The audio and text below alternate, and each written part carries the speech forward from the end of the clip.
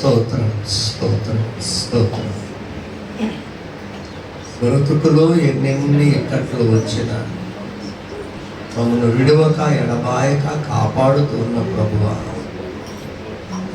నీ శక్తి కార్యములు దినదినము చేస్తున్న దేవా స్తోత్రాలు. ఏమిచ్చి నిన్ను స్తుతించగలం, ఏమి చెల్లించి నీ రుణాన్ని తీర్చగలం? విరిగి నలిగిన మనస్సును కోరుతున్నా. నా కుమారుడా, నీ హృదయం నాకు ఇవ్వు అంటున్నా. ఆ విధంగా నిన్ను స్తుతించడానికి సహాయించు. మా అందరి హృదయ భారం అంతా తీసేసావు. నీళ్లు కుమ్మరించినట్లు ఈ సన్నిధిలో నా హృదయాలు కుమ్మరించావు. తేలిక హృదయాలు, పక్షిరాదుల వలె ఎగిరే హృదయాలు, పరలోకానికి చేరగలిగిన ఆత్మను మీరు మాకు దయచేసినందుకు కృతజ్ఞతలు చెల్లిస్తూ, పోయిన ఆదివారం మొదలుకొని ఇంతవరకు మీరు చేసిన కార్యములు బట్టి స్తుతులు చెల్లిస్తూ, వచ్చిన వారిని అందరినీ నూతనమైన వారిని బట్టి స్తోత్రాలు చెల్లించు. రావలసిన వారు మార్గ మధ్యలో ఉన్నవారిని వాక్యం కొరకు ఆశతో ఈ సన్నిధికి నడిపించి మీరు మహిమ పొందుకోవాలని, ఈ నామానికి మీరు మహిమ తెచ్చుకోవాలి. దినము జరుగుతున్న సార్వత్రిక క్రైస్తవ సంఘ ఆరాధనలన్నిటిని మీరు దీవించి ఆశీర్వదించి, ఆరాధించడానికి వీలు కాని పరిస్థితుల్లో మూలుగుతూ చెరలో ఉండి, బాధల్లో ఉండి, శ్రమల్లో ఉన్న వారిని కూడా మీరే ఆదరించి ఆదుతున్నారు. ఇంకెవరు నిన్ను అంగీకరించలేదు. వారు నిన్ను అంగీకరించడానికి మీ కృప దయచేసి మాకు పొందుకోవాలి. ఈ దినాశీర్వాదాలతో మమ్మల్ని నింపమని మేలు క్రీస్తు యేసు పరిశుద్ధ నామంలో ఈ చిన్న స్తుతి ఆరాధన అతి వినయపూర్వకంగా మీకే సమర్పిస్తున్నాము తండ్రి. ఆమేన్. దేనికోసం అండి ప్రయాస అంతా? పరలోకం. ప్రతి ఒక్కరికి కావాలి. ఏం కావాలండి? పరలోకం. చాలాసార్లు ధ్యానం చేశాం, మరొకసారి జ్ఞాపకం చేస్తున్నాను. పరలోకం, పరలోకం చేరగోరు వారికి ఉండవలసిన 10 విధులు, 10 లక్షణాలు, 10 గుణాలు అవి కలిగి ఉంటే, అవే ఆజ్ఞలు అనుకోండి, అవి కలిగి ఉంటే ఖచ్చితంగా నువ్వు పరలోకం చేరుతావు. ఆ 10 విషయాలు కలిగి ఉన్నామో లేదో మరొక్కసారి మనం జ్ఞాపకం చేసుకున్నాం. ఎప్పటికి 1-2 సార్లు ధ్యానం చేశాం. మరలా రాత్రి ప్రేయర్ చేసుకున్నప్పుడు, ఉదయకాలం ప్రేయర్ చేసుకున్నప్పుడు సారాంశం పరలోకమే కదా, పరలోకానికి ప్రిపేర్ అవ్వాలి, పరలోకం గురిండే చెప్పాలని దేవుని ఆత్మ ప్రేరేపణ కొద్ది ఈ మాటలు ధ్యానం చేసుకుందాం. పరలోకం చేరాలి అంటే 10 గుణాలు, 10 లక్షణాలు కావాలి. ప్రతి ఒక్కరూ గుర్తుంచుకోండి. పరలోకం చేరగోరు క్రైస్తవునికి ఉండవలసిన 10 లక్షణాలు. మొదటిది చదువుదాము. అపోస్తులైన పౌలు హెబ్రీయులకు రాసిన పత్రిక 10వ అధ్యాయము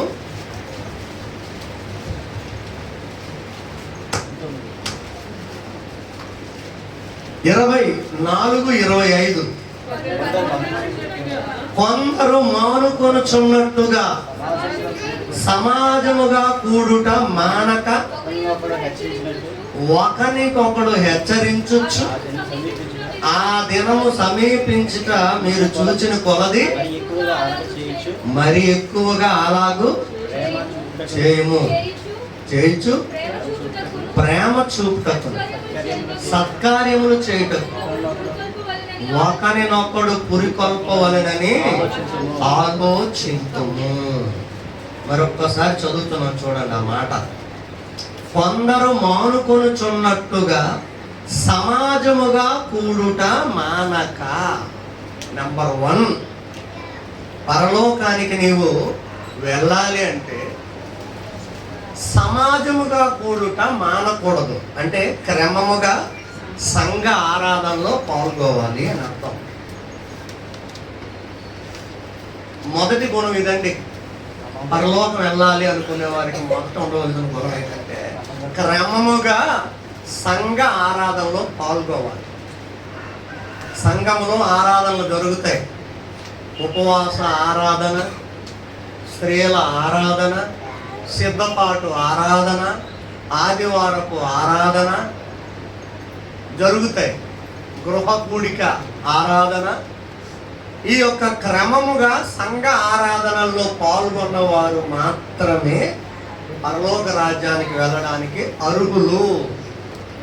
మరి కొంతమంది కాళ్ళు చేతులు పడి మంచం మీద పడిపోయారు. వాళ్ళ సంగతి ఏంటంటే దేవుడు చూసుకుంటాడు.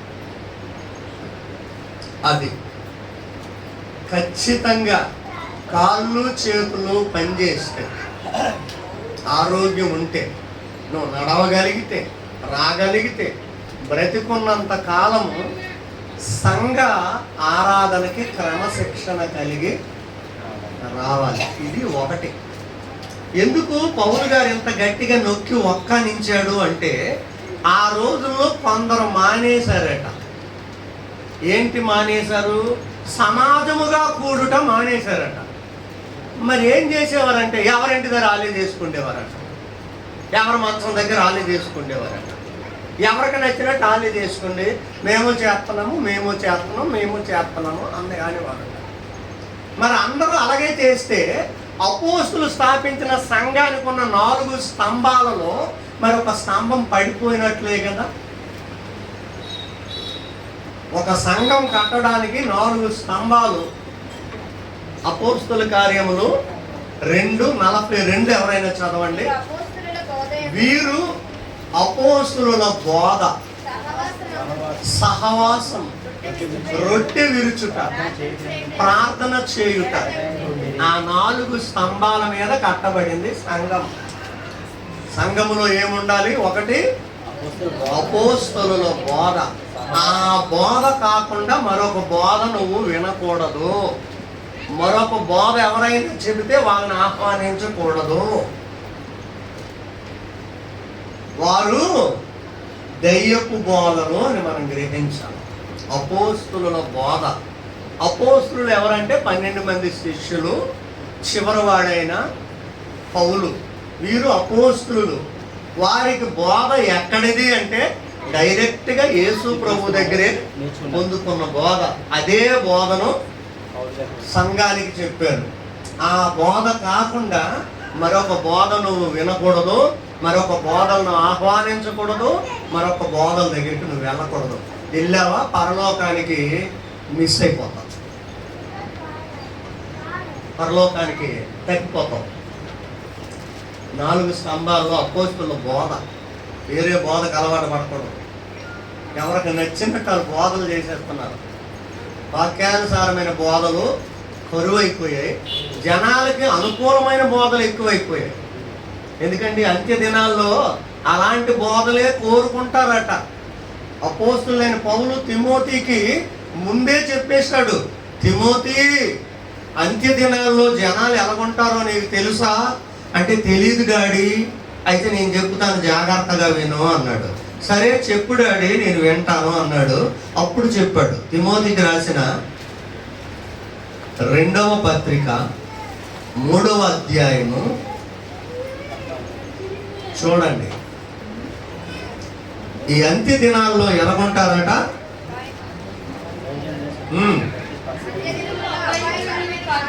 5 నుండి చదివితే, పైకి భక్తి గల వారి వలె ఉండి దాని శక్తిని ఆశ్రయించిన వారునై యుందురు.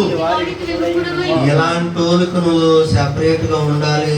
తిమోతి జాగ్రత్త నాయనా.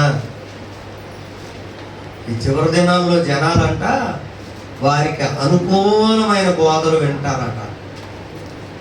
వాళ్ళకి నచ్చినట్టుగా హ్యాపీ ఉండాలంట. ఆ బోధల్లో సిల్లీ ఉండాలంట, జోకులు ఉండాలంట, ఆ బోధల్లో రకరకాలు ఉండాలట. అవన్నీ కలిపి మిక్సింగ్ అవ్వాలట. అప్పుడు డీజే సిస్టమ్ పెట్టాలట. కాస్తగా అల్లు అంటే అట్టుండి అల్లు అల్లు అల్లు అల్లు. ఇలా ఉంటుంది. తిమోతి జాగ్రత్త అన్నాడు. అపోస్తుల బోధ, అపోస్తుల బోధలు ఇవేమి లేవు, ఖండింపే.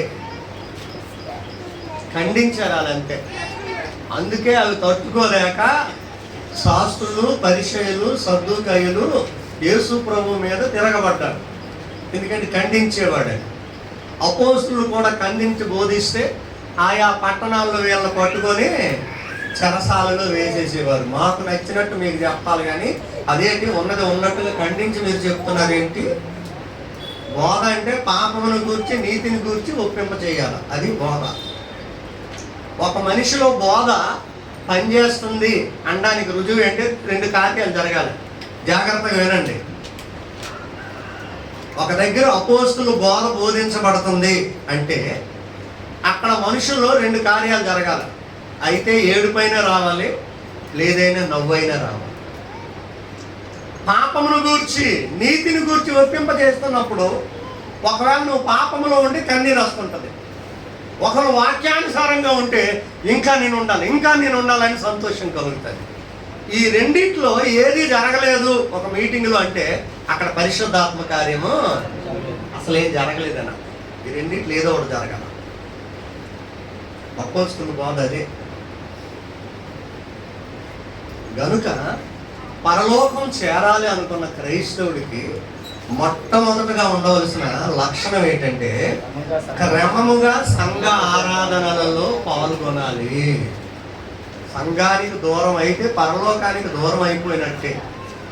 సంఘాన్ని దేవుడు సింబల్గా ఇచ్చాడండి. నోవహు మీ అనుమండుకు రండి అనేసరికి వాళ్ళు ఎగిరిపోలే. ఏం చేశాడు? మీ కొరకు ఆ వాడేనండి సంఘం అంటే. ఆ వాడే చర్చి. ఇప్పుడు మనందరం రక్షణ వాడలో ఉన్నాం. లేదంటే నోవహు మీ భార్యను పిలు, అల్లుల్ని కూతుర్ని పిలు, మీ యనమండుని ఒకసారి నేను వేల వేసానంటే మొత్తం అలాగ వచ్చేస్తారు అని తీసుకెళ్ళిపోలే. వాళ్ళకు కూడా ఒక క్రమం చెప్పాడు.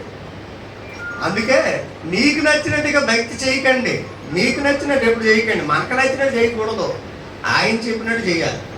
డ్యూటీకి వెళ్ళి నువ్వు ఒక తాపి మేస్త్రి అనుకో, డ్యూటీకి వెళ్ళి బాబు తాపి పట్టుకొని ఇక్కడ సిమెంట్ వేయరా అంటే అచ్చే కుదరదు, నేను ట్రాక్టర్ పట్టుకొని వైర్లు చూస్తాను అంటే నీకు డబల్ శాలరీ ఇస్తాడా?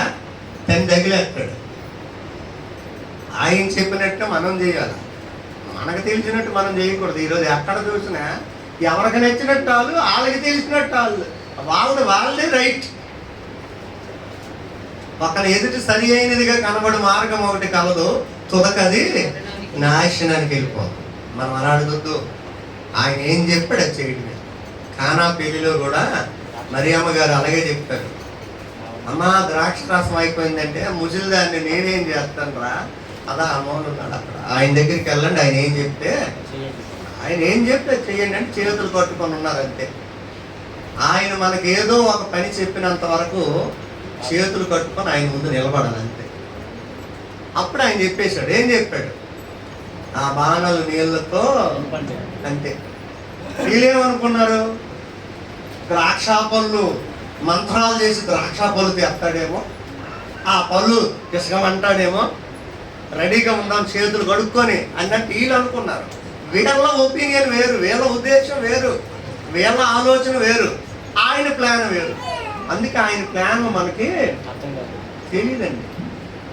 మనం ఎన్ని ప్లాన్లు వేసుకున్న చివరికి ఏమవుతుంది? ఆయన ప్లానే జరుగుతుందా? మరి మనం ఎందుకైతే ప్లాన్లు వేసుకోవాలి? అలాంటప్పుడు ప్రభు నీ ఇష్టం, నీ ప్లాన్ మీదే ఉన్నాను. పాటలు అనేస్తాం కదా, ఎన్ని తలిచినా ఏది అడిగినా పాటలో జరిగేది నీ చిత్తమే, కానీ మాటల మీదకి వచ్చేసరికి జరిగేది నా చిత్తమే. ఇంకెందుకంటే అది. కాబట్టి ఒకటి, నువ్వు నిజంగా పరలోకం వెళ్ళాలని ఆశ ఉంటే క్రమముగా సంఘ ఆరాధనలో పాల్గొను. ఏ ఆరాధనకి మిస్ అవ్వక. ఏ ఆరాధనలో ఉన్నప్పుడు ప్రభు రాకపోదో తెలియదు. ఆదివారం ఆరాధనలో ఉన్నాం, ఆ రోజు రావచ్చు, ఎత్తబడిపోదాం. లేదు సిద్ధపాటు ప్రార్థన ఆరాధనలో ఉన్నాం, ఒకవేళ ఆ రోజే ఆయన రాకడ రావచ్చు, అలా వెళ్ళిపోదాం. లేదు ఉపవాస ఆరాధనలో ఉన్నప్పుడు రావచ్చు, అలా వెళ్ళిపోదాం. ప్రేమరాజు యేసు ప్రభువు మరలా వస్తాడు. ప్రియమైన వధువు ఎవరిని తీసుకెళ్తాడు? పర్సనల్గా తీసుకెళ్తాడనేం లేదు, సంఘమును తీసుకొని వెళ్తాడు. సంఘము కోసమే రాబోతున్నాడు. సంఘం అనే కన్యక కోసం రాబోతున్నాడు. రాజులు రాజుగా, ప్రభువులు ప్రభువుగా. ఆయన రాజుగా వస్తే సంఘం ఎలా ఉండాలి? రాణి. మనం ఎలా ఉండాలండి? రాణిలు ఎలా ఉంటారు? రాణిలు మామూలుగా ఉంటారండి? ఓహో, మామూలు అలంకరణ ఉండదు. మొఖం కనపడదు, ముక్కు కనపడదు, ముక్కు నిండా బంగారమే, చెవులు కనపడవు, ఏళ్ళు పెట్టిపోతుంటాయి. అలంకరించుకోవాలి, హృదయ అలంకరణలతో రెడీగా ఉండాలి, సంఘంలో ఉండాలి. అలాగే ఎత్తుకుపోతాడు. నెంబర్ 1, పరలోకం వెళ్ళాలని నిజంగా నీకు ఆశ ఉంటే ఈ మాటలు మీరు చచ్చిపోయినంత వరకు గుర్తుంచుకోండి. చచ్చిపోయిన తప్ప మర్చిపోండి, పర్లేదు. ఎవరైనా పరలోకం వెళ్ళాలి అనుకుంటే ఖచ్చితంగా సంఘ ఆరాధనకి నువ్వు వెళ్ళాలి, లేదంటే నువ్వు పరలోకం వెళ్ళావు. ఈ వాక్యం అంత క్లియర్గా చెప్పేసింది. 1. రెండవదిగా చూద్దాము, కొరింథీయులకు రాసిన మొదటి పత్రిక 11:26. పరలోకానికి వెళ్ళాలనుకునేవాడు రెండవదిగా చేయవలసింది ఏంటి? మీరు ఈ రొట్టెని తిని ఈ పాత్రలోనిది త్రాగునప్పుడల్లా ప్రభు వచ్చు వరకు ఆయన మరణమును ప్రచురించురు. రెండవదిగా క్రమముగా ప్రభు బల్లారాధనలో పాల్గొవాలి. కొన్ని సంఘాలకి నెలకి ఒక్కసారి ఇస్తారు, కొన్ని సంఘాల వారు సంవత్సరానికి ఒక్కసారి ఇస్తారు, మనమేమో వారానికి ఒక్కసారి ఇస్తాము. ప్రభు బల్ల ఆరాధన, సంఘ ఆరాధనకి రావడం ఎంత ప్రాముఖ్యమో, రెండవదిగా ప్రభు బల్లలో పాలు పంపులు పొందాలి. పరలోకం వెళ్ళాలంటే, ప్రభు బల్లలో పాలు పంపులు పొందాలంటే నీకేముండాలి? నమ్మి రక్షింపబడి ఉండాలి. ప్రభు బల్లలో పాలు పంపులు పొందని వారు పరలోకానికి వెళ్ళరు. అందుకే శిష్యులు పాదాలు కడిగి రొట్టె ద్రాక్షారసం ఇవ్వడానికి రెడీగా అయితే, ప్రభువా మీరు మా పాదాలు కడుగుతారా? పొద్దునైనా మరి నీ పాదాలు నేను కడగకపోతే, ఈ సంస్కారంలో పాలిభాగస్తుడు కాకపోతే పరలోకం నీకు లేదనేసి వెంటనే అలాగా పేతురు అన్నాడు, అలాగే ప్రభువా అయితే తన నుండి మొత్తం చేసేయండి, తానం చేసేస్తాను అన్నాడు. ఒక కాలేం కానీ మొత్తం పోసేయండి ఆ బిందెని నీళ్ళు నా మీదే. క్లియర్ చేయి, కడుక్కున్న తర్వాత అప్పుడు ప్రభు సంస్కారం తీసుకున్నాడు. కనుక పరలోకం వెళ్ళాలని నిజమైన ఆశ నీకుంటే ఖచ్చితంగా ప్రభు బలలో పాలు పంపులు పొందాలి. ఎందుకంటే ప్రభు బలలో పాలు పంపులు పొందాలి అంటే ఖచ్చితంగా దశమ భాగం ఇవ్వాలని ఒకసారి గట్టిగా చెప్పాను. అది ఇవ్వడం చేత కాక ఇవ్వక కొందరు తీసుకోవడం మానేశారు. అది మీ కర్మ, నాకు తెలియదు, దేవుడు చెప్పమనేది నేను చెప్తాను. అబ్రహాము, మూల పితృడైన అబ్రహాం మనకు నేర్పించాడు ఆ పాఠం. ఒకసారి ఎవరైనా చదువుతారా? 14వ అధ్యాయం ఆదికాండంలో 8వ వాక్యం నుండి 18 నుండి. మరియు షాలేము రాజు అయిన మెల్కీషెదకు, షాలేము రాజు ఆయనే యాజకుడు, ఏం చేశాడంటే రొట్టెను ద్రాక్షారసమును తీసుకొని వచ్చాను. అతడు సర్వోన్నతుడగు దేవునికి యాజకుడు. అప్పుడు అతడు రొట్టె ద్రాక్షారసం ఇవ్వడమే కాదు, ఆశీర్వదించాడు. ఏమని?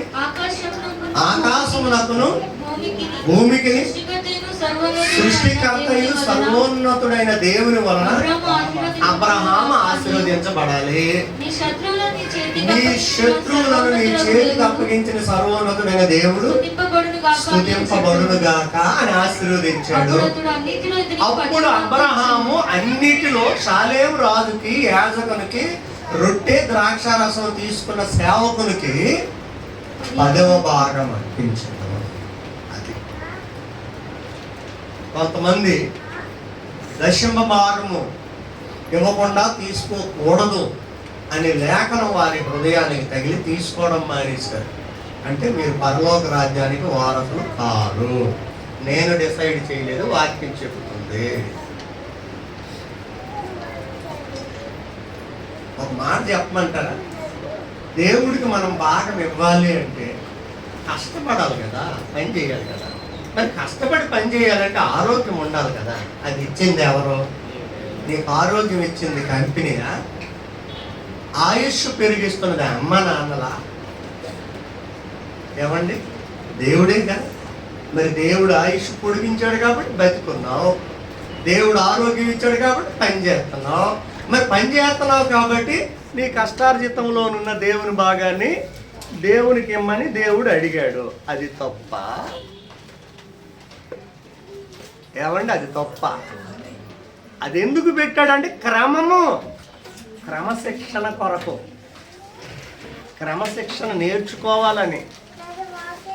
గనుక పరలోకం వెళ్ళాలి అనుకున్న క్రైస్తవుడు రెండవదిగా ప్రభు బల్ల ఆరాధనలో క్రమముగా ఖచ్చితంగా పాల్గొవాలి. నువ్వు పరలోకం వెళ్ళాలంటే ఆరాధనలో పాల్గొనడం ఎంత ముఖ్యమో ప్రభు బలలో పాల్గొనడం కూడా అంత ముఖ్యము. రెండవది. మూడవదిగా పరలోకం చేరాలి అంటే మనం చేయవలసిన మూడవ పని ఏంటంటే, అపోస్తులైన పౌలు తెస్సలోనికైలకు రాసిన మొదటి పత్రిక 3:12-13 చదవండి.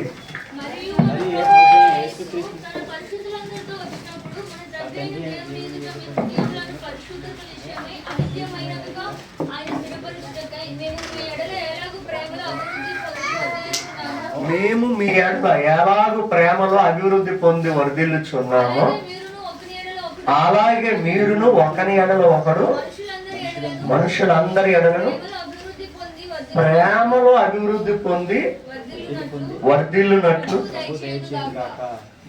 హల్లెలూయా. తోటి మానవులను ప్రేమించాలట. తోటి మానవులంటే సంఘస్థుల్నే కాదు, భూమి మీద ఉన్న ప్రతి మనిషిని నువ్వేం చేయాలంట? గాడ్ ఈజ్ లవ్ అంటారు కదా. దేవుడే ప్రేమ, దేవుడు ప్రేమ స్వరూపి. గనుక దేవుడు నిన్ను ఎలా ప్రేమిస్తున్నాడో మనం కూడా తోటి మానవులను ప్రేమించాలి. ప్రేమిస్తున్నామా? ఆపదలో ఉన్నవారిని, అనారోగ్యంగా ఉన్నవారిని, సమస్యల్లో ఉన్నవారిని, జారిపోతున్నవారు, పడిపోతున్న వారిని, వెనక్కి అయిపోతున్న వారిని ప్రేమిస్తున్నామా? నువ్వు పరలోకం వెళ్ళాలంటే ఖచ్చితంగా తోటి మానవులను ప్రేమించాలి. అందుకే శాస్త్రులు పరిచయులు గురించి చెప్పినప్పుడు మీకు మీరే వందనాలు చెప్పుకుంటే ఏం ప్రయోజనము అన్నాడు. కొంతమంది ఎవరి మటు గాలే వందనాలు చెప్పుకుంటారు. ఎక్కడైనా యూత్ మీటింగ్కి వెళ్ళారనుకోండి, ఉదాహరణకి మన సంఘం నుండి ఒక నలుగురు వెళ్ళారనుకోండి, ఏ నలుగురే కలిసి ఉంటారు. మీ నలుగురు అక్కడున్న 40 మందితో కలిసిపోవాలి. ప్రైజ్ లాడ్ అన్న, ప్రైజ్ లాడ్ చెల్లి, ప్రైజ్ లాడ్ అక్క, మీరు ఎక్కడ నా కోసం ప్రార్థన చేయండి.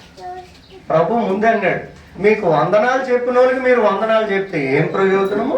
సొంకరులు అన్యులు కూడా అలాగే చేస్తున్నారు కదా. మిమ్మల్ని ప్రేమించే వారిని మీరు ప్రేమిస్తే ఏం ప్రయోజనం?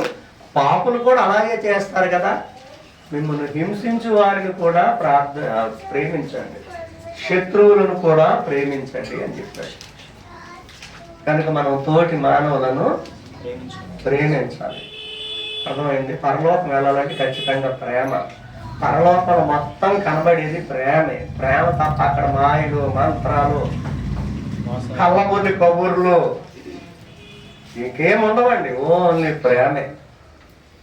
కనుక పరలోకం వెళ్ళాలంటే తోటి మానవులను ప్రేమించాలి. పురుషులారా మీ భార్యలను ప్రేమించండి.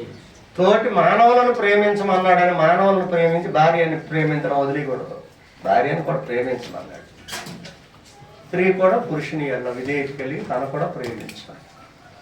ఒకసారి ఆలోచన చేయండి. మూడవ లక్షణం, నువ్వు పరలోకం వెళ్ళాలంటే నీలో ప్రేమ ఉండాలి.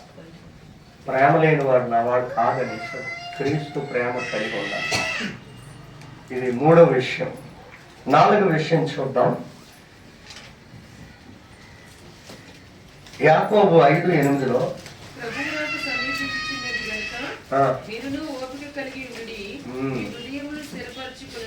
అదండి ఓపిక. ఓపిక కలిగి ఉండాలి. కొంతమందికి ఓపిక నశించిపోతుంది. ఒక 10 సంవత్సరాలు దేవుల్లో మంచి ఓపికతో ఉంటారు. 11వ సంవత్సరం ఇంటిలో నుండో ఈదులో నుండో సంఘములో నుండో కుటుంబంలో నుండో ఏదో సమస్యలు వదిలేసరికి సంఘము ఇల్లు పొల్లు వదిలేసి పారిపోతారు. అయిపోయింది ఓపిక, అయిపోయిందండి ఓపిక. ఎంతవరకు ఓపిక కలిగి ఉండాలండి? వ్యవసాయకుడు తన పంట తన ఇంటికి చేరినంత వరకు ఓపిక కలిగి ఉంటాడట. దేవుడు నీకు ప్రతిఫలం ఇచ్చినంత వరకు, ఏ విషయంలో నువ్వు ప్రార్థన చేస్తున్నావో అంతవరకు ఓపిక కలిగి ఉండాలి ఖచ్చితంగా. ఈ రోజున క్రైస్తత్వంలో ఓపిక నశించిపోతుంది. ఓపికతో ఉండి ఉండి ఉండి మరీ సేవలేదు నేను, నాకు అక్కర్లే. ఓపికతో ఉండి ఉండి ఉండి మరీ ఆ మాటలు నేను తట్టుకోలేను, నాకు అవసరం లేదు. ఓపిక నశించిపోతుందండి. మన ప్రభు ఎంతవరకు ఓర్చుకున్నారు? రక్తం కారుతున్నా, కొరడా దెబ్బలు పడుతున్నా, చెంపలు పీకేస్తున్నా, అమ్మలారా నా కోసం ఏడవకండి అంటున్నా. ఆ టైంలో కూడా ఎంత ఓపిక, ఎంత ఓర్పు, ఎంత సహనము. మనం ఒక్కసారి ఒక మాటకి మాట్లాడి రెండోసారి అయ్యేసరికి ఇంకా రెచ్చిపోతుంటారు చాలామంది. ఓపిక కలిగి ఉండాలండి. విశ్వాస అనేవాడు పరమునకు చేరినంత వరకు ఓపిక. అపోస్తలుని పౌలు ఏమన్నాడు? మంచి పోరాటము పోరాడితిని, నా విశ్వాసము కాపాడుకుంటుని, నా పరుగును కడముట్టించేశాడు. ఇక నా కొరకు దేవ కిరీటం, నీతి కిరీటం ఉంచబడి ఉన్నది. అది నాకే కాదు, ఆయన రాకడ కొరకు ఎంతమంది ఆశపడుతున్నారో వారందరి కొరకు ఆ కిరీటం ప్రిపేర్గా ఉంది అని చెప్పారు. కనుక ఓపిక ఉండాలండి, ఖచ్చితంగా ఓపిక కలిగి ఉండాలి. 4వ విషయం. 5వ విషయం చూడండి. యోహాను రాసిన మొదటి పత్రిక 3వ అధ్యాయము 2-3 వాక్యాలు.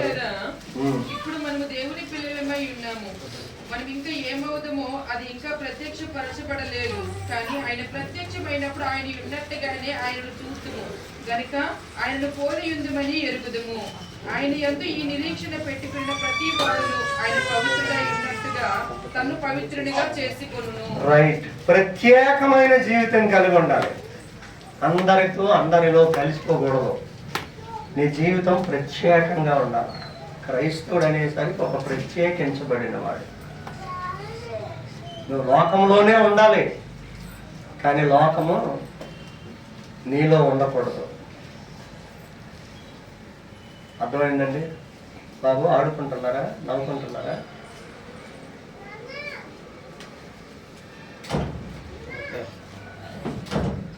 నువ్వు లోకంలోనే ఉండు, కానీ లోకం నీలో ఉండకూడదు.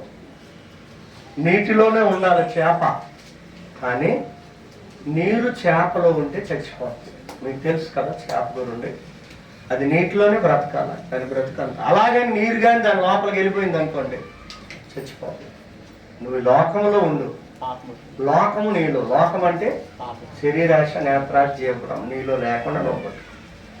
అది మన ఇంటి వెనకాల ఒక కిటికీ ఉంటుంది, ఇంటి వెనకాల పెద్ద కుళ్ళు కాలువ ఉంటుంది. కంపుని తట్టుకోలేము, అలాగే ఇల్లు పీకేయలేము కదా. కిటికీ క్లోజ్ చేయాలంటే చెడు బోల్డ్ అంత కనబడుతుంటుంది. ఆ చెడుని తీసిమండి అంటే చెడు తీయవద్దు, నువ్వు కళ్ళు మూసుకో అంతే. కిటికీలు క్లోజ్ చేయి. చెడు బోల్డ్ అంత వినబడుతుంటుంది,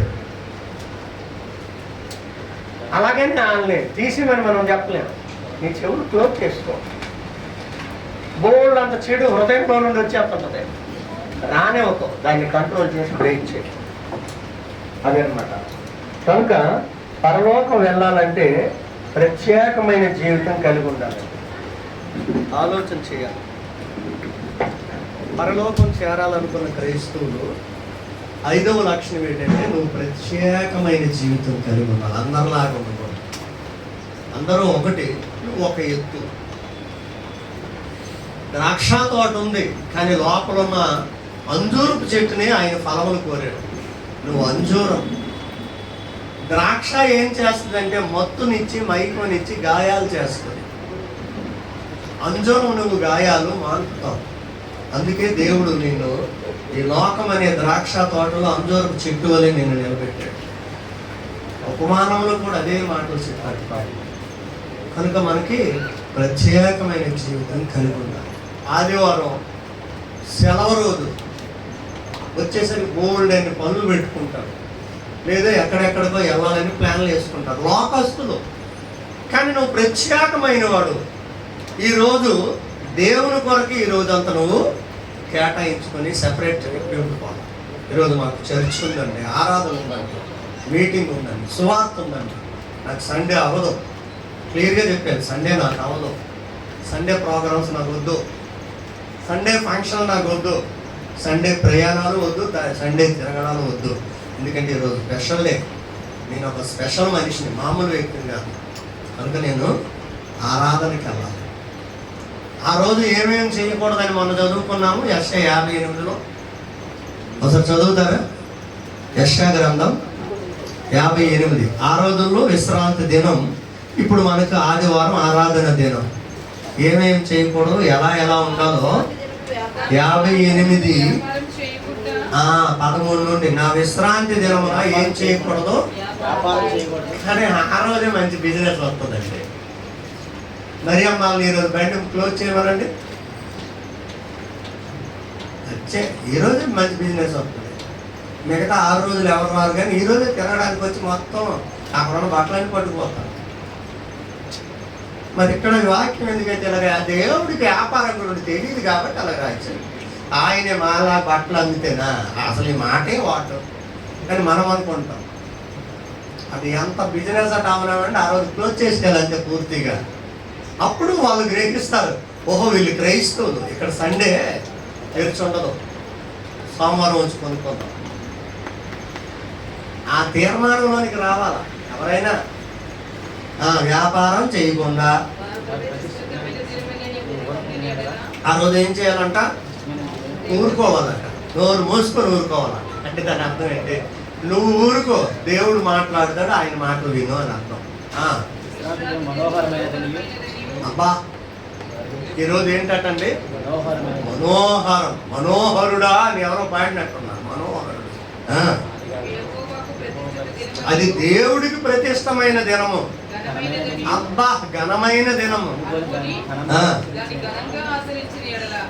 ఎలాగ ఆచరించాలి? ఘనముగా అంటే, ఘనముగా ఆచరించడం అంటే ఏంటంటే, ఈరోజు మీ కంపెనీలో మేనేజర్ కూతురు పెళ్ళి, ఎలా వెళ్తాం?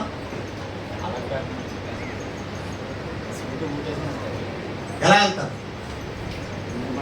మేనేజర్ కూతురు పెళ్ళి అండి. నీతో పనిచేసినోడికి ఎంప్లాయీ కాదు, సూపర్వైజర్ కాదు, మెయిన్ కంపెనీకి హెడ్. వాడి కూతురు పెళ్ళి అయితే ఎలాగెళ్తావు? మామూలు బట్టలు వేస్తావా?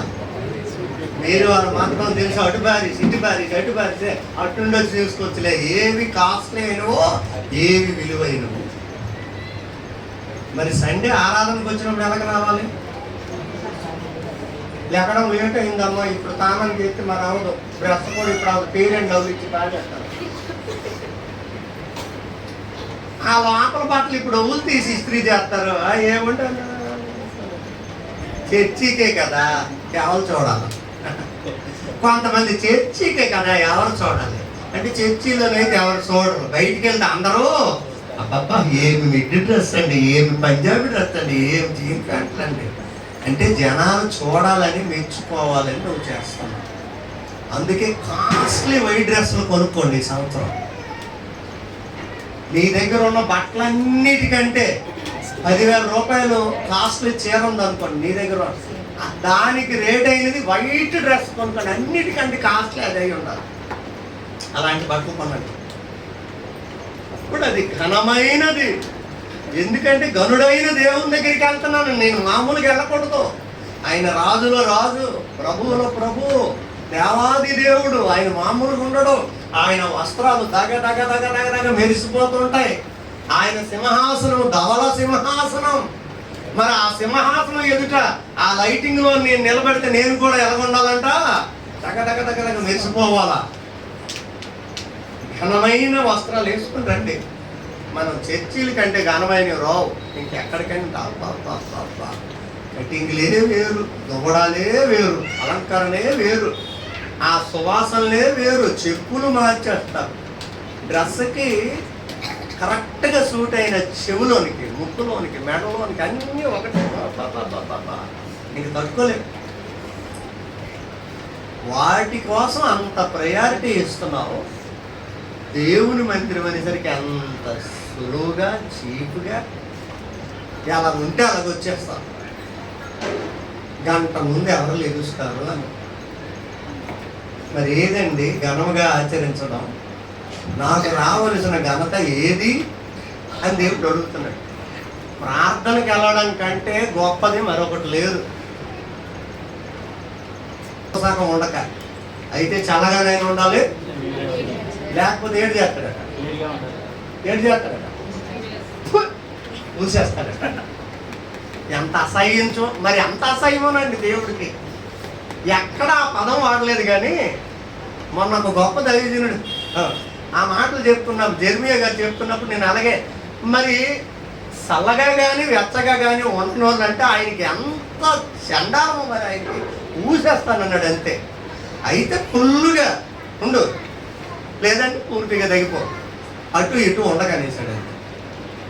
ఒక క్రమశిక్షణ, ఒక కట్టుబాటు ఉందంటే దానికి లోపలికి పో, లేదా ఉండలేనంటే ఆ కట్టుబాటులో నుండి నీకు నచ్చినట్టుగా బతుకు, ఇంక అంతే.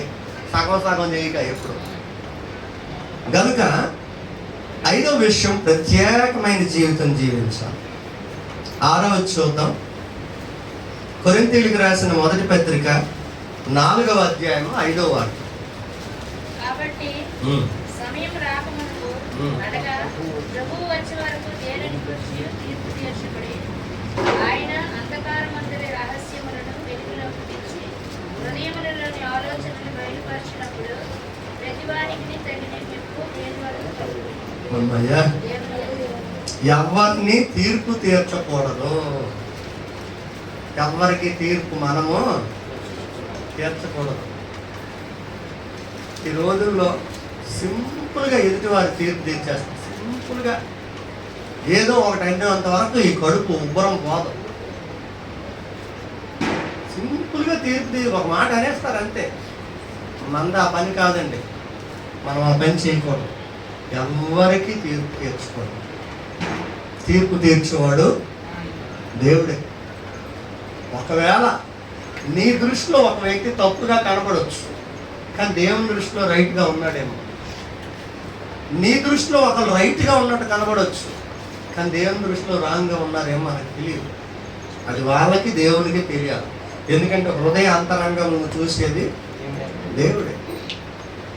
బయటికి నవ్వుకొని మాట్లాడేసే వాళ్ళు సంతోషంగా ఉన్నారు అనుకోకండి, ఎంత దుఃఖం ఉందో తెలియదు. బయటికి దుఃఖంతో మాట్లాడుతున్న వారు దుఃఖంతో ఉన్నారు అనుకోకండి, వాళ్ళకి ఎంత సంతోషం ఉందో.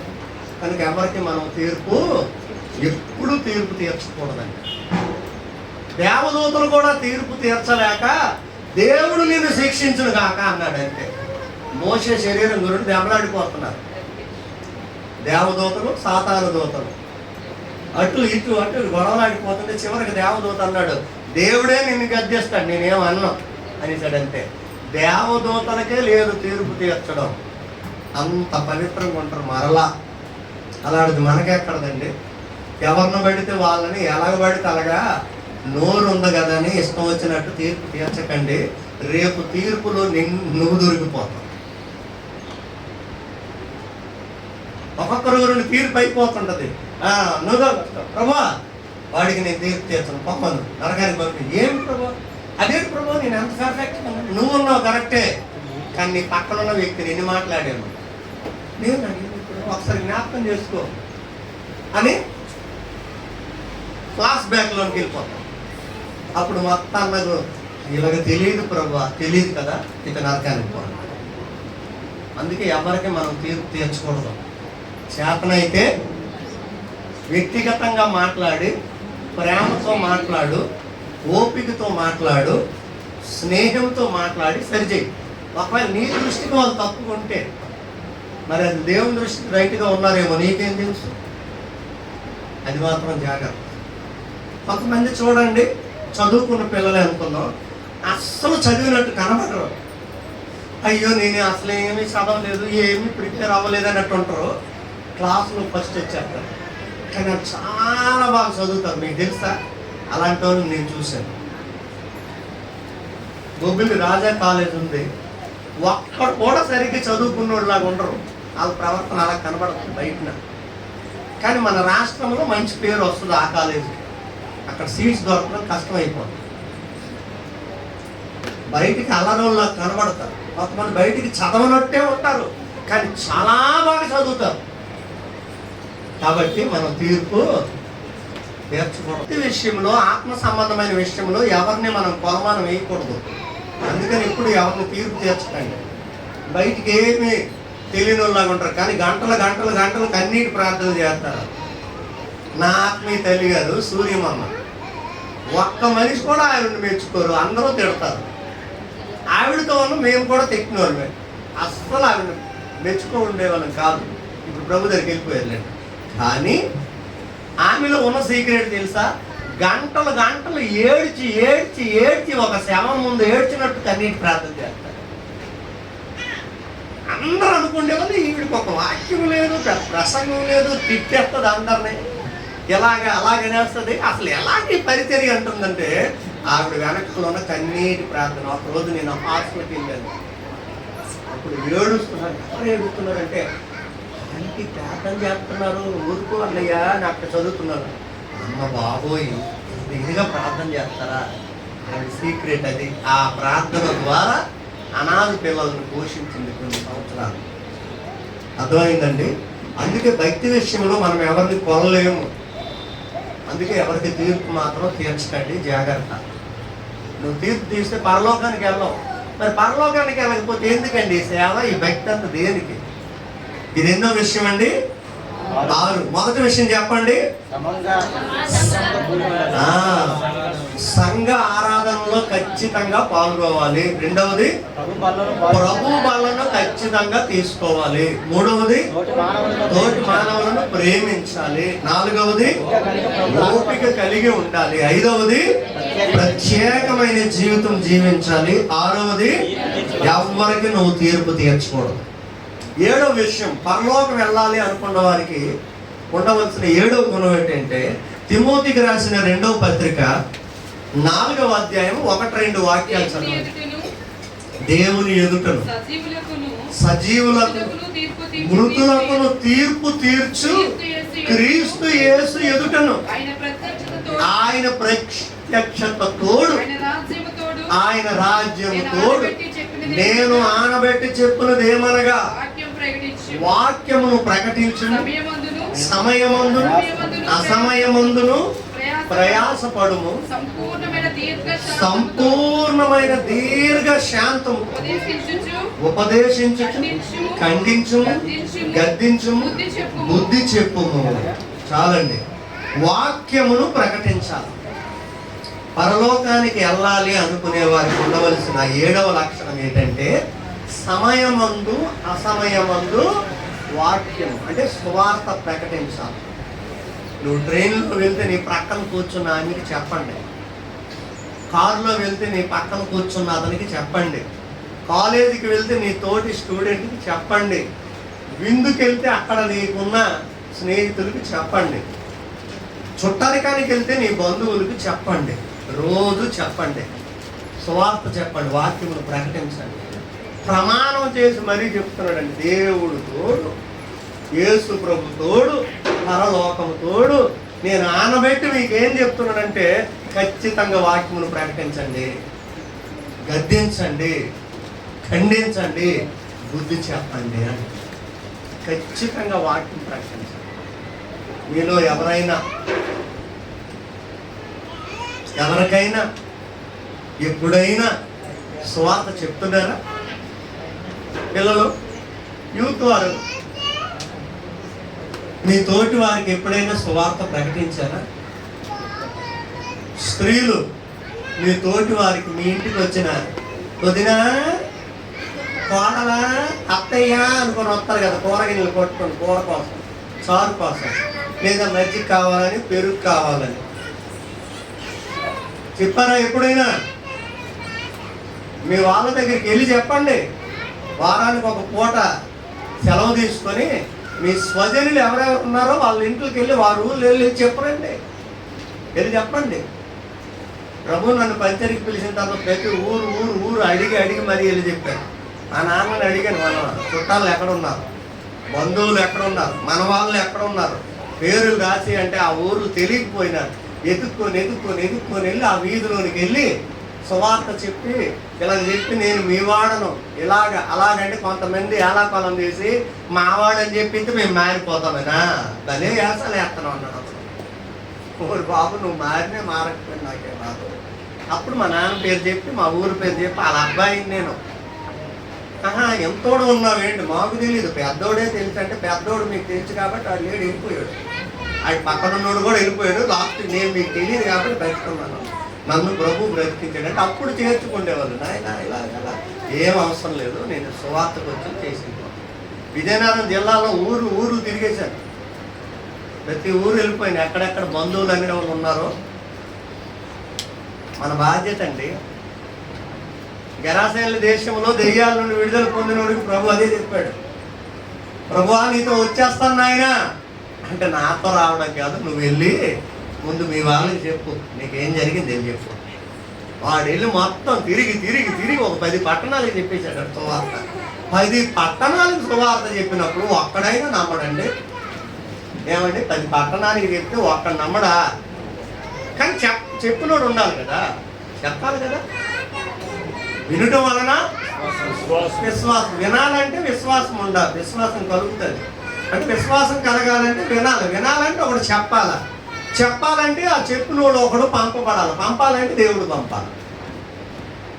అదే దేవుడు నిన్నే పంపాడు అనుకో, నీ స్వజనుడికి చెప్పండి, కొంచెం డబ్బులు ఖర్చు పెట్టండి. మన బంధువులు ఎక్కడైనా ఉన్నారనుకోండి, కొంచెం డబ్బులు ఖర్చు పెట్టి మైక్ ఏర్పాటు చేసి అక్కడ ప్రార్థన పెట్టేయండి. ఊరు మొత్తం సువార్త తిప్పేయండి, సంగతులందరినీ తిప్పి వెలిసిపోయి వస్తారు కదా, ఇంటికి వచ్చిన టీ ఇచ్చి ప్రార్థనలో పెట్టండి. ఆ మైక్లో ఊరు మొత్తం సువార్త వినిపించేయండి. ఈ రోజు నుండి మీరు ఇంటికి లెక్కలేయండి, మీ చుట్టాలు ఎవరైనా ఉన్నారో ఏ ఊర్లో ఊర్ల పేరు రాసుకోండి, మీకు నచ్చిన ఊరు పిల్లండి, నేను వస్తాను, సువార్త ప్రకటించేద్దాం. ఎప్పటికైనా మారు మనసు పొందుతాడు వాడు. ఒక 30 సంవత్సరాల తర్వాత అయినా అప్పుడు చెప్తాడు, ఫలానా రోజు ఫలానా వాళ్ళు వచ్చారు, నేను ప్రభువుని నమ్ముకున్నాను. అది మన బాధ్యత. పరలోకం వెళ్ళాలంటే ఈ గుణం నీకు ఉండాలి. ఈ గుణం ఏటి లేకుండా ముసలమ్మ మొత్తట్లకి తిరుక్కొని వాళ్ళ మీద వేల మీద తిరుక్కొని టైం ఖాళీ అయితే చాలు, అడు తిరుగుదాం ఇటు తిరుగుదాం తిరుక్కొని ఉంటే దానివల్ల పైసా లాభం రాదు, ఉన్న డబ్బులన్నీ ఖాళీ అయిపోతాయి, శక్తి ఖాళీ అయిపోద్ది, టైం వేస్ట్ అయిపోద్ది. అదేదో సువార్త చెప్పుకొని తిరుగు. ఒక్క మాట ఎవరిలో ఏ మాట పని చేస్తుందో మనకు తెలియదండి. దత్తి ఏరియాలో పక్కన ఒక ఊరు ఉంది, ఒకటే కొటేషన్ ఇచ్చి నేను సువార్త చెప్పను, ఒకటే, నువ్వు మార్చుకున్న దేవుళ్ళు ఎందరో నిన్ను మార్చే దేవుడు ఎవరో ఆలోచన చేయన్నాను. నువ్వు మార్చుకున్నావు నీ టాలెంట్తో, 10 రోజులకి 20 రోజులకి 30 రోజులకి 40 రోజులకి 50 నువ్వు నచ్చినంతమంది నువ్వు మార్చావు, సంతోషమే, ఎంతవరకు మార్చేసి ఉంటావు. కానీ నిన్ను మార్చిన వాడు ఎప్పుడైనా నీకు కనబడ్డా? ఒక్కరోడు ఆలోచన చేసుకుంటుంది వెంటనే అప్పుడే నేను మార్చుకుంటున్నాను, కానీ నన్ను మార్చింది ఎవరు సరే విందామనుకుని ఇంటికి వెళ్ళి మళ్ళీ ఆలోచన చేసుకొని వచ్చింది. ఆ ఊరు మధ్యలో సెంటర్లో ఇంకా సువార్త ప్రకటించబడుతూనే ఉంటుంది. అంత అయిన తర్వాత మా ఇంటికి రండి అంటే ఇంటికి వెళ్ళి ప్రార్థన చేస్తాం.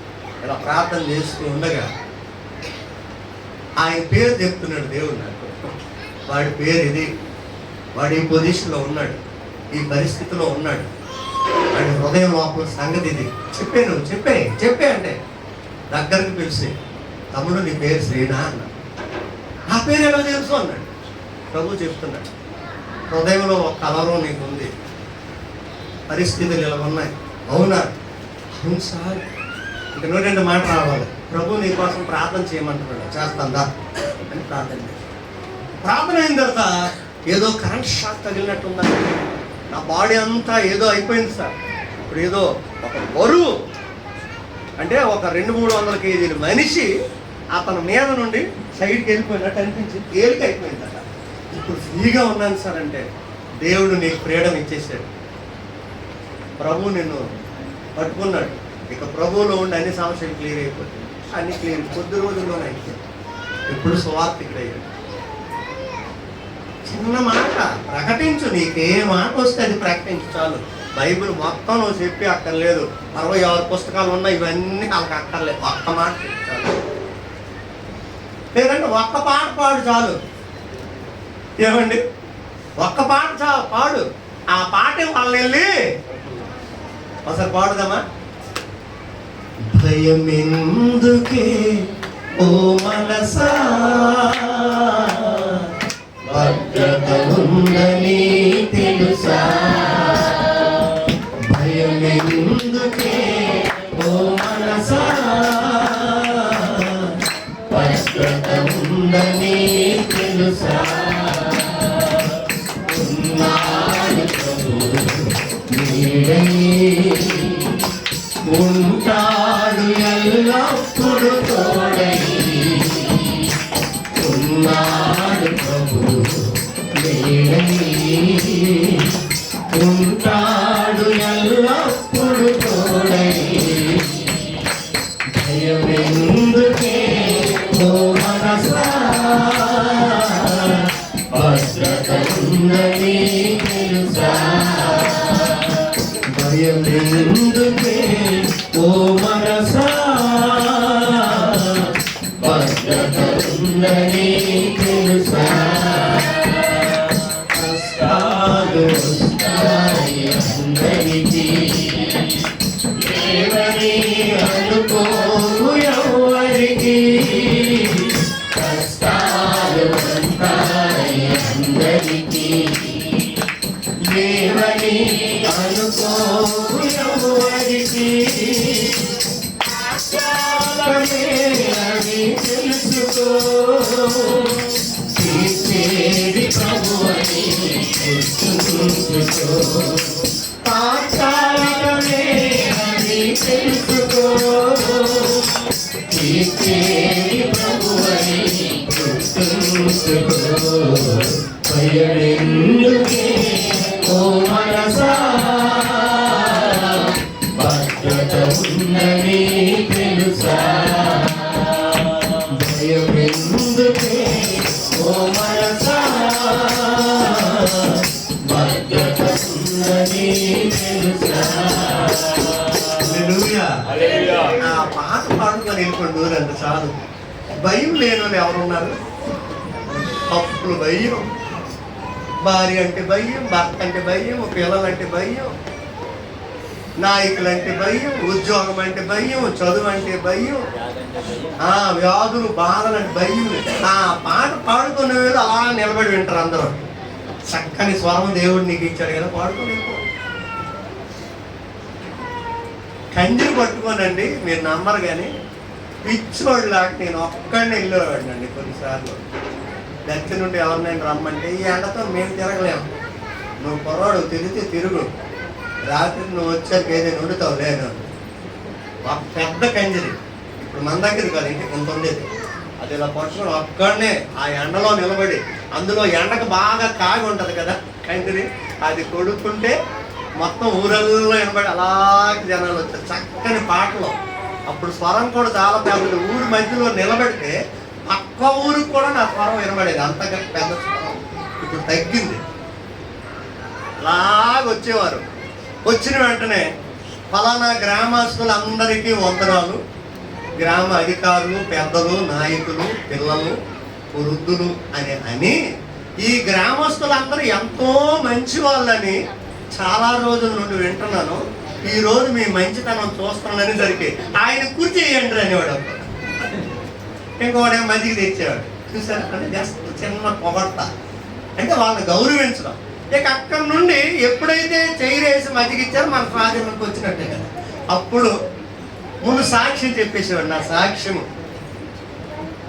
ప్రభు బ్రతికించింది సాక్ష్యం చెప్పేవాడు.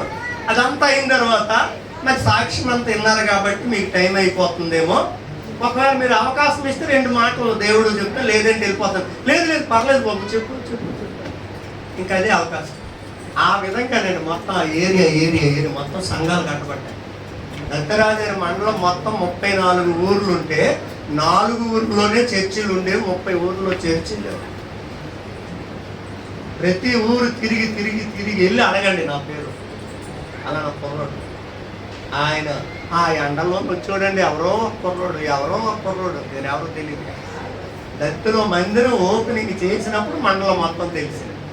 ఎస్ఐ గారికి, ఎంఆర్ఓ గారికి, ఎండిఓ గారికి ఎవరు మెయిన్ ఉన్నాక మొత్తం అందరికి నేను వెళ్ళకుండా యవనస్తుల్ని పాంప్లెట్ ఇచ్చి పంపించాను. అలా అనుకున్నారు, మన దగ్గరికి పంపించాడంటే ఇతనెంత పెద్దోడు, ఒక 70 సంవత్సరాలు ఉంటాయి అనుకుని వచ్చేసారు. తీరవ చూస్తే నేను అక్కడ 22, 23 సంవత్సరాల కుర్రాడు అక్కడ. ఆ విధంగా పరిచయం. కనుక దేవుడు మీకు పాటలు వరం ఇస్తే పాటలు పాడుకొని సువార్త చెప్పండి, వాక్యం చెప్పడం వరం ఇస్తే వాక్యం ప్రకటించుకొని సువార్త చెప్పండి. ఈ 2 నాకు లేదండి, ప్రార్థనే చేస్తానంటే ప్రార్థనే చేయండి. పరలోకం వెళ్ళాలంటే ఖచ్చితంగా ఈ మాట చేయాల. ఎందుకంటే దేవుడి మీద తోడేసి చెప్పేశాడు పౌలు గారు, మనుషుల మీద కాదు. దేవుని తోడు, కుమారుడు అయిన యేసుక్రీస్తు తోడు, పరలోక రాజ్యం తోడు. ఖచ్చితంగా మీకు ఈ మాటలు వెళ్ళి ఇవి చెప్పకపోతే పరలోకం వెళ్ళవండి. అందుకే మీకు వీలైన వారికి మీకు వీలైన భాషలో చెప్పండి, మీకు ఎలాగ నచ్చితే అలా చెప్పండి.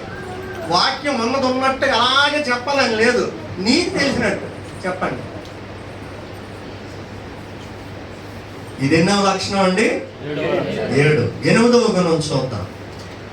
అపోస్తలుడైన పౌలు తెస్సలోనికైలకు రాసిన మొదటి పత్రిక 4వ అధ్యాయము 16 నుండి 18 చదవండి.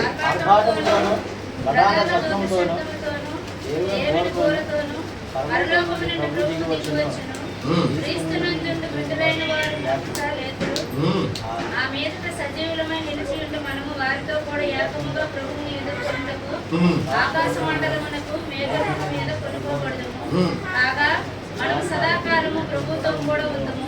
కాబట్టి మీరు ఈ మాటల చేత ఒకరినొకరు ఆదరించుకోండి. రైట్. 8వ లక్షణం ఏంటంటే ఇతరులను ఆదరించాలి. కానీ ఈ రోజుల్లో ఆదరించాలి అనే దగ్గర చెరిపేసి చీరాస్తున్నారు. ఏమైంది? ఒకరినొకరు ఆదరించుకోండి అంటే ఒకరినొకరు సేదరించుకోండి. అదేనా? ఒకరినొకరు అసలు ఏ సందర్భంలో రాయబడిన మాట అండి అది? ఒక వ్యక్తి చనిపోయారండి, శవం ఉంది అక్కడ. ఆ కుటుంబాన్ని ఎలా ఆదరించాలో పౌలు గారు చెప్పారు. ఎప్పుడైతే ఒక మనిషి చనిపోయాడో, పౌలు గారు లేరు, బయట చెరలో ఉన్నారు. అయ్యా ఒకడు చచ్చిపోయాడు, పరిస్థితి ఇది, ఏం చేయమంటారు? ఇలాగా అలాగా చాలా బాగా విన్నారు. ఎవ్వరు క్రైస్తవులు కాదు. ఎందుకంటే ఆ సందర్భాల్లోనే సరైన మాటలు వాళ్ళని ఏం చేస్తాయంటే ఆదరించేస్తాయి. కనుక దేవుని బిడ్డలుగా మనకు ఉండవలసిన 8వ లక్షణం ఏంటంటే ఇతరులను ఆదరించాలి. ఎవరంతా కానివ్వండి, ఆదరించడం నేర్చుకోవాలి. ఆదరించాలి. క్రైస్తవ బిడ్డలు అంటేనే ఆదరించేవాళ్ళు అని అర్థం. అందుకే ఎక్కడికి పారిపోవాలన్న ప్లేస్ లేకపోతే చర్చి దగ్గరికి పారిపోవచ్చు, అక్కడ ఆదరణ దొరుకుతుంది, దేవుని సన్నిధి ప్రసన్నత ఉంటుంది. చాలా మందిని మందిరాలకి తీసుకెళ్ళి బాగు చేసిన వాళ్ళు ఉన్నారు, మందిరంలోనే బాగుపడ్డారు. మన వరహాలమ్మకి తెలుసు, పాలవలస గౌరవం అని ఒక ఆమెను హాస్పిటల్ నుండి తీసుకొచ్చి శవాన్ని మన చర్చిలో పడేశారు. బతికితే అక్కడ సేవ చేసుకొని ఉంటుంది, చచ్చిపోతే ఇచ్చేయండి, మరి ఏం చేస్తామని. ఒక ఆమెను శవాన్ని తెచ్చి ఇలాగే నేను పులిపెట్టి దగ్గర అక్కడ పెట్టి వెళ్ళిపోయారండి. బాబు మీ ఇష్టమే, బతికితే ఆయన సేవ చేసుకొని ఉంటుంది, లేకపోతే మరి లేదు. ఇదేంటి ఎలా పడేశారు? ప్రభు మహాకృప, దేవుడు బ్రతికించేశాడు. 23 సెంట్ల స్థలం ఇచ్చేశారు మందిరానికి. హల్లెలూయా. ఇప్పుడు దత్తులో మందిరం కట్టమంటే స్థలం ఆలోచించింది. డబ్బులు తీసుకోండి అంటే వద్దు, మాకు తీసుకోకూడదు అంటే కనీసం పోనీ 500 అయినా తీసుకోండి అయ్యా సెంటుకి అంటే సెంటుకి 500. ఎవరెత్తారండి 500కి సెంటు? వీళ్ళు బలవంతం చేశారని అవేమి తీసుకున్నారు. 23 సెంటు బ్రతికింది. అది చాలా కాలం బ్రతికింది, మంచి పరిచయం చేసింది. అన్నింట్లో దేవునికి భాగం ఇవ్వాలంటే బూరులు వండుకుంటే మొదటి వైపు ఇచ్చేసింది, వేడి వేడి. కోడికి వస్తే మొదటి మాంసం తెచ్చేసింది. వండిస్ తేవచ్చు కదమ్మంటే లేదు లేదు దేవుడు నాతో మాట్లాడారు అన్నింటిలో బాగా ఇవ్వాలండి. వండిసామనుకో మా వాళ్ళు ఒక మొక్క ముందు తీసేస్తారేటో, దేవుడికే ముందు తీయాలి, పచ్చిని ముందు తీసుకొచ్చి వంకాయలండి టమాటాలండి ఏమైంది జాగ్రత్త, ఇతరులను మనము ఆదరించాలి. 9వ విషయం చదువుదాం. యోధా 21-22.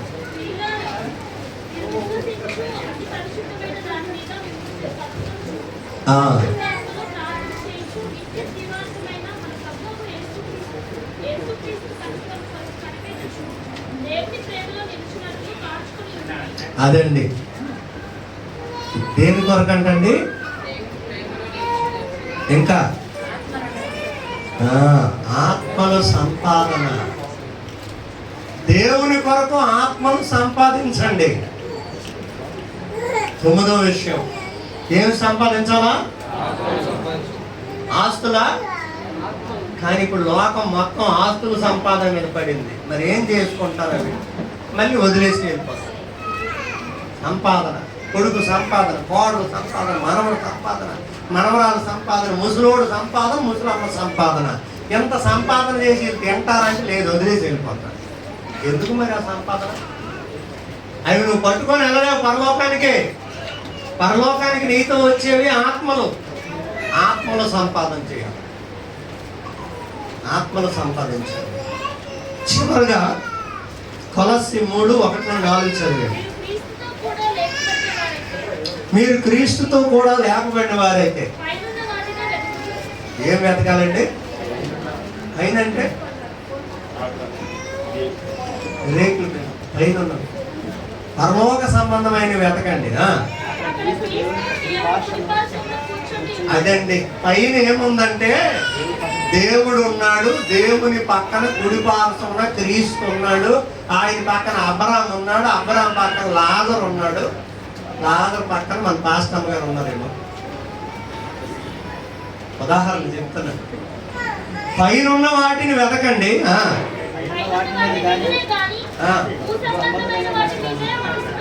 భూ సంబంధమైన వాటి మీద మనస్సు పెట్టుకోకండి అమ్మా, పైన ఉన్న వాటి మీద మనస్సు పెట్టండి. ఎలాగనగా మీరు మృతి పొందితిరి, మీ జీవము క్రీస్తుతో కూడా దేవుని యందు భద్రంగా దాచబడి ఉంది. మనకు జీవమై ఉన్న క్రీస్తు ప్రత్యక్షమైనప్పుడు మీరును ఆయనతో కూడా మహిమయందు ప్రత్యక్షపరచబడుదురు. కనుక చివరగా ఏంటంటే పరలోక సంబంధుల వలె జీవించాలి. నరలోకములోనే ఉన్నావు కానీ పరలోక సంబంధుల వలె జీవించాలి. మనం ఏ సంబంధం అండి? మన ఏ సంబంధం? అదండి. ఈ 10 లక్షణాలు ఎవరు కలిగి ఉంటారో వాళ్ళు ఖచ్చితంగా పరలోక రాజ్యానికి వారసులని వాక్యం చెప్తుంది. నేను కాదు, దేవుడు చెప్తున్నాడు. త్వరగా చెప్పేయండి. మొదటిది ఏంటి? క్రమముగా సంఘ ప్రతి ఆరాధనలో పాల్గొవాలి. ఖచ్చితంగా నువ్వు పరలోకం వెళ్ళాలంటే సంఘ ఆరాధనలో పాల్గొ. నీ సంఘం వదిలేసి ఎక్కడో పారిపోతున్నానండి, సంఘం వదిలేసి ఇంటి దగ్గరే చేసుకుంటుందంటే నువ్వు పరలోకం వెళ్ళవు. యాక్షన్ చెయ్యి, హీరోలాగా హీరోయిన్ లాగా యాక్షన్ చెయ్యి. అంత భక్తిలాగా యాక్షన్ చేసుకోవచ్చు, ఏంటంటే పర్లేదు, దొరికిపోతావు ఇక్కడ. ఖచ్చితంగా సంఘ ప్రతి ఆరాధనలో నువ్వు పాల్గొవాలి. ఆ ఆరాధన సమయంలో వేరొక ఆరాధన అయినా, వేరొక ప్రయాణమైన, వేరొక పని అయినా పక్కన పడే. నువ్వు పరలోకం వెళ్ళాలని ఆశ కలిగితే ఈ పని చేయి, సంఘ ఆరాధనలో పాల్గొ. రెండవదిగా ప్రభు బలలో ఖచ్చితంగా నువ్వు పాల్పంపులు పొందాలి. ప్రభు బలలో పాల్పంపులు పొందాలంటే మారు మనసు పొంది, బాప్తిజం పొంది, రక్షింపబడి నీ కష్టార్జితంలో నుండి ప్రభువుకు సమర్పణలు ఇచ్చి వాక్యానుసారంగా దీవిని తీసుకోవాలి. కనుక ప్రభు బలలో క్రమముగా పాలుపంపులు పొందాలి. మూడవదికి నీ తోటి వారిని ప్రేమించడం నేర్చుకో. ద్వేషించవేమో, దూషించవేమో, మాట్లాడడం మానేసావేమో, విరోధం అయిపోయావేమో, ఈ వాక్యమే నీలో ఫలిస్తే ఈ రోజే ఇక్కడే ప్రేమించుకో. చర్చిలో ఏం చేయించుకోవాలట? ఒకరినొకరు ప్రేమించాలి. ఒకవేళ ఎవరు చూడండి పక్క పక్కన కూర్చుంటారు కొంతమంది. చెర్రీ వెస్లు అంటే మా ఇద్దరు మాట్లాడుకో అన్నారు అనుకోండి, ఈరోజు ఏం చేయాలంటే ఒకరినొకరు ప్రేమించుకో. ఎవరైతే ముందు తగ్గించుకుంటారో డబుల్ బ్లెస్సింగ్. నన్ను క్షమించనే మాట ఎవరి ముందు అంటారో వాళ్ళకి రెండింతల ఆశీర్వాదం. కనుక ఆశీర్వాదం అయిపోయిన వెంటనే ఎవరైతే ఒకరితో విరోధంగా ఉన్నారో నన్ను క్షమించు అని కౌగిలించుకోండి. నిజమైన ప్రేమ అది. నెక్స్ట్ 4వది ఓపిక కలిగి ఉండండి. ప్రభువు మేము ఏది కష్టాలు ఈ బాధలు తట్టుకోలేము. ఎప్పుడు వస్తాడు ఆయన, ఎప్పుడు తీసుకెళ్తాడు, ఎప్పుడు కడతాను ఇల్లు, ఎప్పుడు కడతానది, ఎప్పుడు అవుతుంది పెళ్ళి, ఎప్పుడు పిల్లలు, అలాగే డిస్టర్బెన్స్ అయిపోవద్దు. ఓపిక కలిగి ఉండండి. ఆయన టైం ఉంటుంది, ఖచ్చితంగా చేస్తాడు. 5వది అందరిలాగా మనం ఉండకూడదు. మీ వీధిలో ఎన్ని కుటుంబాలు అటు ఉండొచ్చు, కానీ మీ కుటుంబం ఒక స్పెషల్ ప్రత్యేకంగా జీవించాలి. 6వది ఎవరిని మీరు తీర్పు తీర్చొద్దు. దేవుడు తీర్పు తీర్చుకుంటాడు. ఎవరి గురించి ఏ మాట ఆడకండి. ఒకవేళ నోటు దగ్గరగా ఆ మాట వచ్చిన కంట్రోల్ చేసేయండి. లోనకెళ్ళిపోయి ఎవరికి తీర్పు తీర్చొద్దు. నెక్స్ట్ 7వది ఖచ్చితంగా సమయములు అసమయములు వాక్యాన్ని ఈ రోజు నుండి రోజుకు ఒకరికైనా చెప్పండి, ఇద్దరికైనా ముగ్గురికైనా చెప్పండి. 8వది ఇతరులు చాలా పరిస్థితుల్లో ఉన్నారు, వాళ్ళని ఆదరించాలి. 9 దేవుని కొరకు ఏం చేయాలా? నీ కొరకు ఆస్తులు ఎలా సంపాదించుకుంటున్నావో దేవుని కొరకు ఆత్మను సంపాదించి ఆయనకి లెక్కప్పు చెప్పు. 10వది పేరుకి లోకంలో ఉన్నాం కానీ మనం ఎలా ఉండాలా? పరలోక సంబంధం. ఈ లక్షణాలు కలిగిన వారు ఖచ్చితంగా పరలోకం వెళ్తారని ఆదికాండం మొదలుకొని ప్రకటన గ్రంథం వరకు తెలియజేస్తూ ఉన్నది. కనుక ఆ విధంగా ఉండి పరలోక రాజ్యానికి వారసులు అవుతాం. దేవుడి మాటలు దీవించుగా. పరిశుద్ధుడైన తండ్రి, మీకు వందనాలు. ఎత్తబడిన ఈ మాటలు అందరిలో ఫలించినట్లు సహాయం చేయండి. మా విశ్వాసము పరలోకం వెళ్ళాలని, మా నమ్మకం పరలోకం వెళ్ళాలని, మా బ్రతుకే పరలోకం వెళ్ళాలని, మా ప్రయాస పరలోకం వెళ్ళాలంటే ఏ విధంగా ఉండాలో ఇప్పుడు విన్నాము. ఆ విధంగా ఉండడానికి 10 విషయాలు కలిగి జీవించడానికి తీర్మానం చేసుకుని స్థలముల నుండి వెళ్ళడానికి ప్రతి ఒక్కరికి ప్రేరేపణ కలిగించి మీరు మహిమ పొందాలి. క్రీస్తు యేసు పరిశుద్ధ నామంలో ఈ ప్రార్థన మీకు అప్పగిస్తున్నాము. ఆమేన్.